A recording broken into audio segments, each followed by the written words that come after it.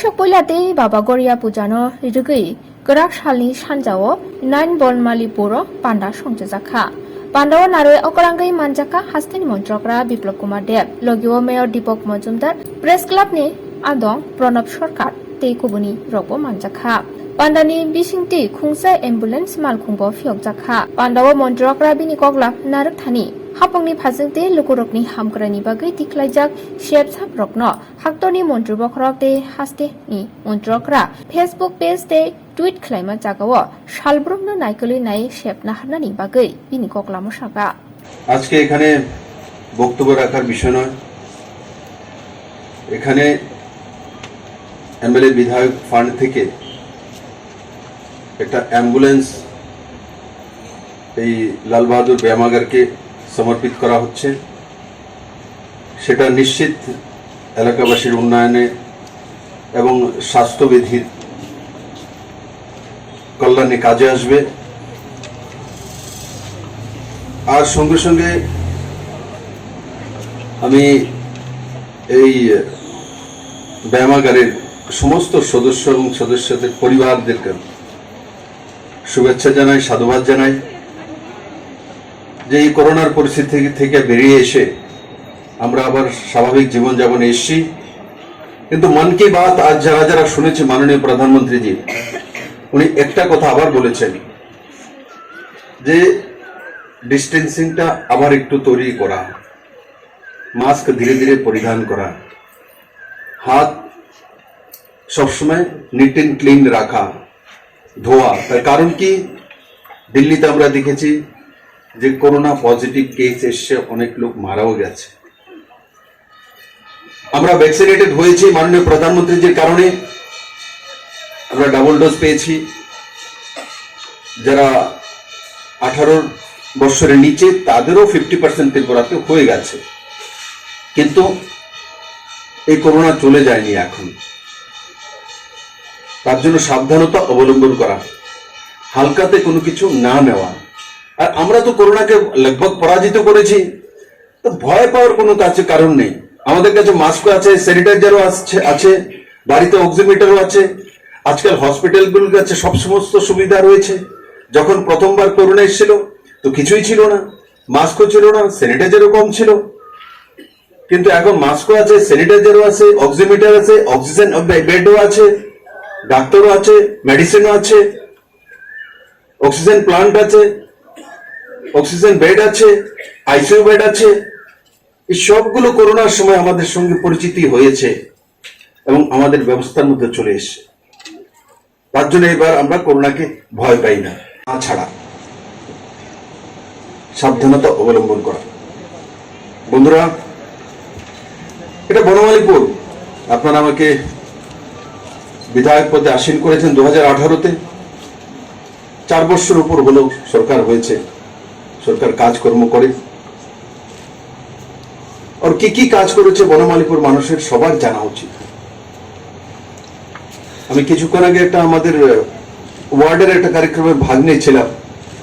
তো আমি জিজ্ঞাসা করছিলাম, বড় মাত্রায় মহিলা ছিল, যে ওমেন্স রিজার্ভেশন যে বিলটা এনেছি সেটার বিষয়ে কে জানে? মহিলাদের জন্য 33% রিজার্ভেশন, মহিলাদের জন্য অন্যান্য সুবিধা, 400 কোটি টাকার প্যাকেজ। ইক্কা দুক্কা মহিলাদেরকে জানে। যদি বনমালীপুরের মতো শিক্ষিত এরিয়ার মধ্যে, জাগরুক এরিয়া, টাউন, আগরতলা মূল সিটি, সেখানে যদি এমন অবস্থা, তো গ্রামের এর চাইতে বেটার। আমি দেখেছি, জিজ্ঞাসা করলে সৎখানেকের মধ্যে 5-7 জন বলতেই পারে।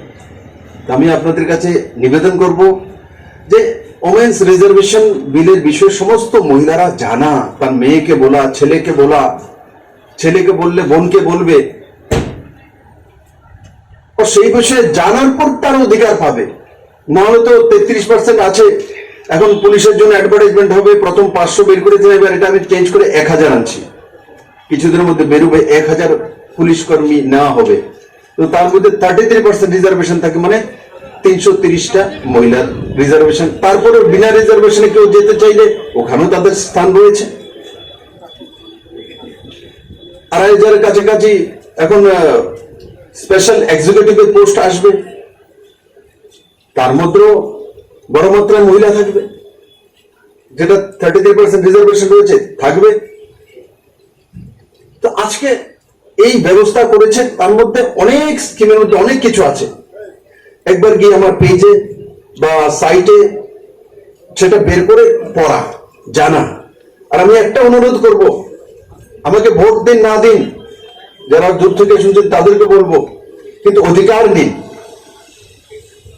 আর মুখ্যমন্ত্রী টুইটার পেজ দেখা, প্রধানমন্ত্রী টুইট পেজ দেখা। আমরা ব্যস্ত থাকি অনেক বিষয়ে, ওই বিষয়ে ব্যস্ত থেকে কিছু লাভ না। দেখুন না, আমরা অবশ্য নেগেটিভিটির মধ্যে গিয়ে দেখি, ওর একটু দিছে ভালো হয়েছে, আর একটু দিত ভালো হয়েছে। কতদিন মনে থাকে? কি কাজে লাগে? আমার কোনো কাজে লাগে না। সাময়িক অথবা মনের শান্তি হয়, কিন্তু স্থায়ী শান্তি না। স্থায়ী শান্তি পজিটিভিটি নিয়ে আসে। শান্তির দিকে যাওয়া। প্রধানমন্ত্রী টুইট, প্রধানমন্ত্রী পেজ, মুখ্যমন্ত্রী টুইট, মুখ্যমন্ত্রী পেজ ডেইলি দেখা। তার মধ্যে দেখবেন, তখন আপনি জানকার হয়ে যাবেন কি কি সুবিধা ত্রিপুরাতে আসছে, হচ্ছে, লেখা থাকে। আপনি তার লাভ উঠাতে পারবেন। এতে আপনার পরিবারের লাভ হবে, আপনার পরিজনের লাভ হবে,